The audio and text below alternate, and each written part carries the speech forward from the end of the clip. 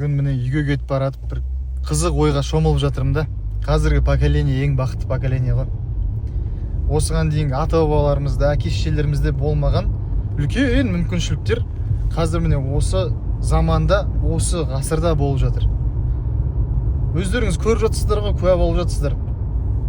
Осы телефон ұстап алып доллары миллионер болған адам қаншама, ешқандай таныс тамырсыз.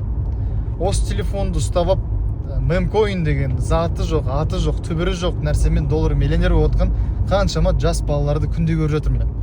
Трейдинг жасап жатыр кейбіреулер сауда саттық онлайн Каспи арқылы сауда жасап жатыр. Маңызды емес. Бастысы барлығы үйден шықпай, ауылда болсын, қалада болсын, барлығы мүмкіншілігі тең болған заманда қазір. Бұрын базар жоқ, әңгіме айтуға болар. Бірақ қазір егер де сен баймай жүрсең, ақша таппай жүрсең, онда таза өзіңді кінәлау керек.